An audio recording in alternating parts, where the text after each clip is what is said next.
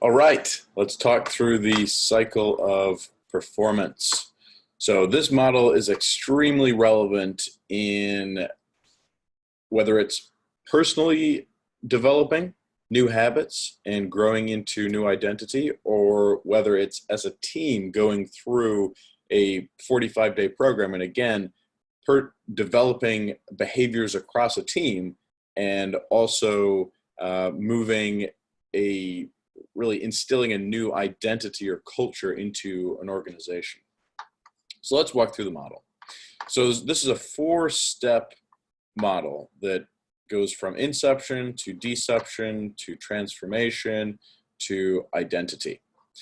And I'm going to go through and describe each of the 4 steps and then talk through kind of an example of how this applies to a real world experience. So in the cycle of performance, we start out in inception. This is where we're unconsciously incompetent. We don't know what we don't know. We don't know what skills we don't have. However, this is generally the time where I'm looking at what's possible. What is my vision of who I want to become or who I am becoming? My attitude is high. My competence is that I don't know yet what I don't know I need to be to get to my vision. My effort is high as well. So inception is always a temporary phase. It's a phase of higher levels of emotion. You'll see this a lot of times in, the corporate world where certain people get excited. They're rolling out a whole new thing, and everyone's kind of like, "Oh, this again," And it lasts for a couple of weeks, and then things are kind of back to normal. Because deception kicks in. So conscious incompetence. People become more aware of what they don't know, and kind of the gap between where they are in inception and the actual vision of the identity level of getting there. So in deception, attitude is low. It doesn't really feel good anymore. Competence, I'm consciously aware that I don't have the competence right now, and my effort is low. Now, deception can be permanent. And what our programs are designed to do is to gently move people through deception into transformation.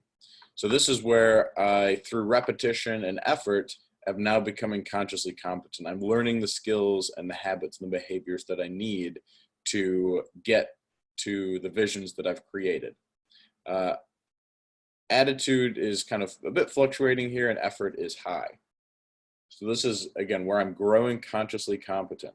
It's like, and I'll layer over a bit of an example. In inception, I want abs at the gym, right? It's supposed to be 6-pack. So I sign up for a gym membership and I get a trainer. After a couple of weeks, wow, this really sucks. I don't want to do this anymore. It's painful. It hurts. I feel uncomfortable. My form is wrong. I'm trying to get the form right. Everything about this is just not what I want to be doing with my life. And that's the unconscious mind resisting this new habit. And then ideally, if I do have a trainer and they're able to, keep me pushing through that pain, hold me accountable to daily or at least, a certain amount of times a week action, I'm going to make it into transformation. This is where I become consciously competent. I am a little bit more comfortable in the gym. I kind of know what I'm doing. It still takes more effort than some of the people who are at the gym, but I'm doing it. I'm more comfortable than I was in deception, and now it's becoming a habit. And transformation is also a temporary phase because when persisted in, it will become identity. I will become unconsciously competent. I will have developed habits in the gym where I no longer need to kind of think as much and put as much willpower into it because now it is a part of my identity. My attitude is high, my effort, I don't really need to put a lot of additional willpower in because I've gone through now the whole cycle of performance and built this habit in, impacted my identity level of performance.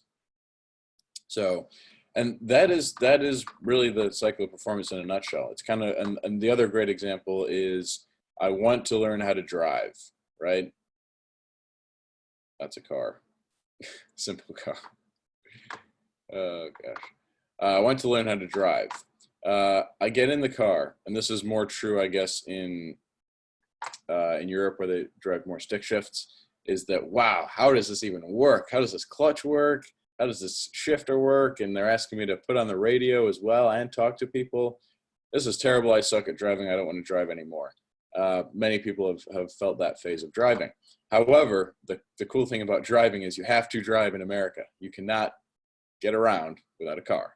So in a lot of ways, there's cultural consistency, cultural pressure to get to transformation.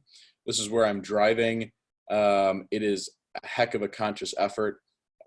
Merging onto the freeway still scares the shoot out of you. And you're consciously having to put a lot of effort in. However, you do now have the skill of being able to drive. It's just not that easy. And then eventually you will continue driving and get to identity, unconscious competence. This is where you've really drilled all the basic skills of driving into your identity, your unconscious mind, essentially, in terms of habits. And you're going around the corner, you're flicking on the indicator without thinking, oh, what do I have to do around the, oh yeah, flick on the indicator, flick it, do it. No, now it's more of a built-in habit. Merging on the freeway is more automatic, it's not as difficult.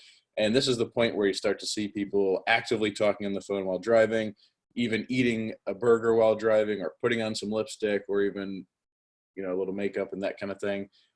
That is the level of identity of unconscious competence. That is the cycle of performance in a nutshell. Thank you for tuning in today, and I look forward to talking with you soon.